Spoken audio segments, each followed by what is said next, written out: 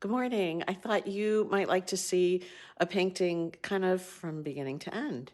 I'm starting with a Centurion acrylic primed 12 by 12 panel. And I'm actually trying out this time using something a little different. I'm using an Alkyd paint just because it's going to dry a little faster. I've had the sense that maybe my heavier underpainting colors have been muddying my colors a little bit. So I'm hoping that this will tack up a little quicker if I use it for my underpainting. And so I'm just toning my panel. So I've applied sort of a medium layer all over the panel, and then I'm going to rub most of it off with this paper towel. This is really just to get a little bit of a tone, a warmer glow that kind of comes through. The next thing I do, besides admire my cat, is to set up my still life. And what I haven't shown you is that I did about 8 different versions of this before I found the one that I like. I take a picture, I crop it the way I want it. In my mind, the light coming through the lemon slice and then the half-cut lemon that's in full light, those are my focal points. And I've tried to position them on the intersections where the 1/3 lines go. This is the final composition that I arrived upon. And then what I use is an app for making a grid. It's got, I don't know if you saw it quickly, it says grid with a hashtag. And then I'm gonna select the image that I want to grid. I'm gonna select a 4 by 4 grid. And that's what I'm gonna use to transfer my image to my panel, which I've marked out also in 16ths. When I use this grid, I just wanted to point out that I don't really paint the entire painting from this. What I'm going to do is pick out some important points, like that is the widest point of the bowl, and it actually crosses that line right there. And so I'm just going to make a little hashtag like there, and so then I know where that is. The other point that I want to mark is the top of the bowl, and that's going to be just to the right of this line and kind of just below.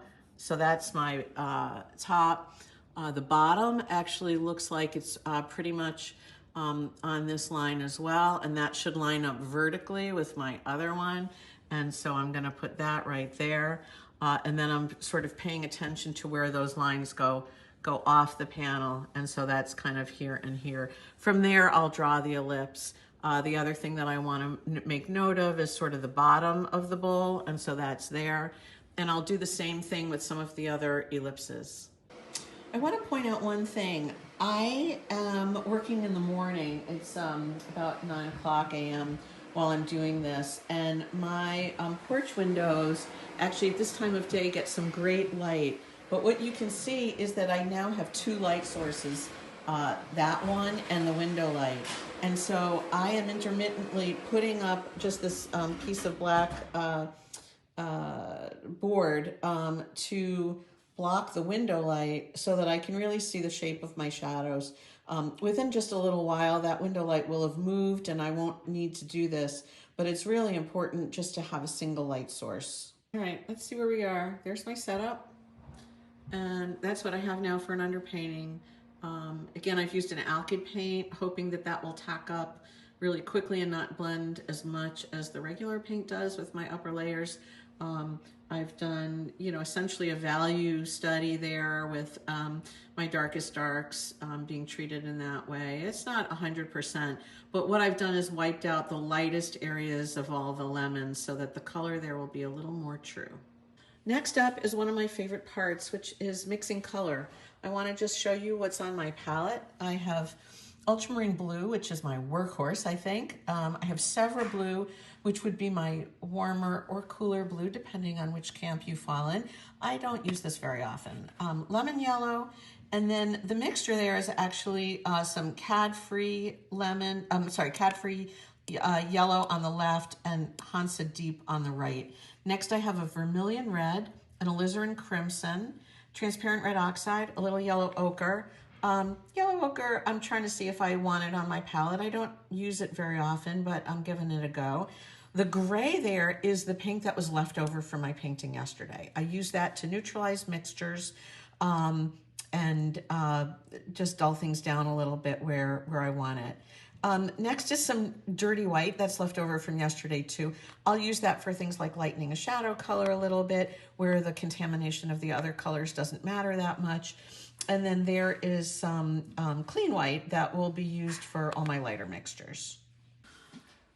Here I wanted to check in with you after mixing color and doing a first layer.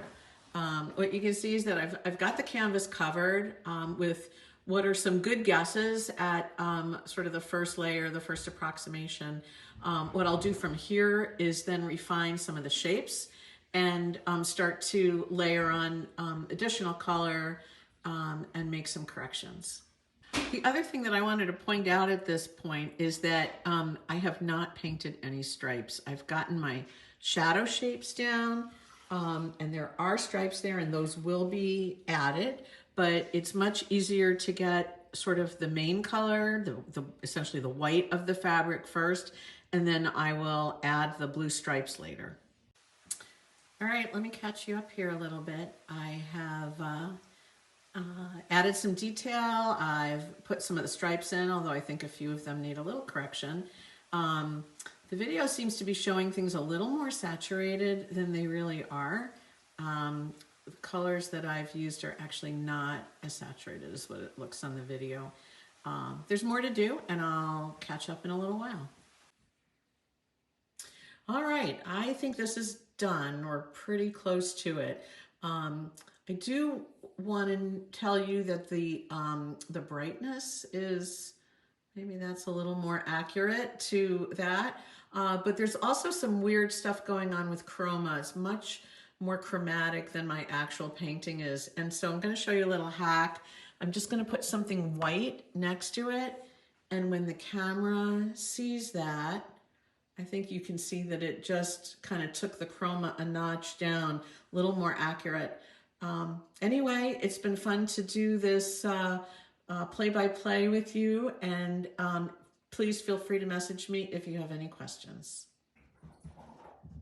So I have one more thing that I want to add at the end of this video, because it comes at the end of your painting, which is that I want to tell you a little bit about signing artwork. So if I'm doing a Nala Prima painting, I use this wonderful wipeout tool for signing. I just go through the paint and it brings out, goes down to the toned layer. It doesn't really go white.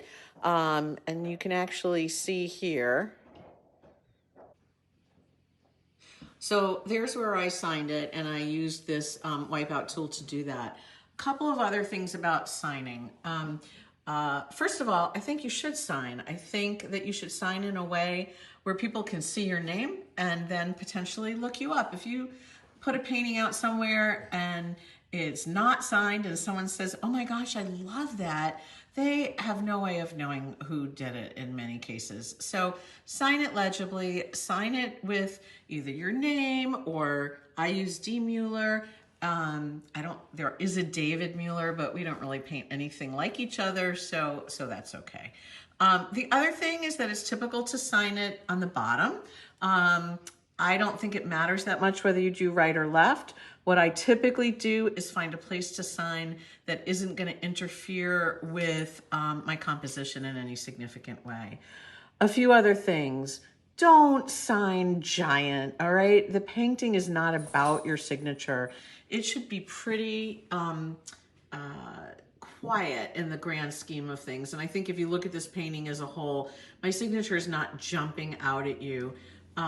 If it is, it's not right. And so, you know, choose a color to paint. If you're painting on your signature, choose a color that you can see, but that's not screaming at you and really jumping out. You want to watch what color you use. You also want to watch your value. So if I was putting my signature in a very dark area, like that blue of the plate, I would not use white, and in fact, I probably wouldn't even use the wipeout tool. I would use something that's maybe a mid-tone, so it'll show up, but not be drawing your attention, because that's not where you want your attention.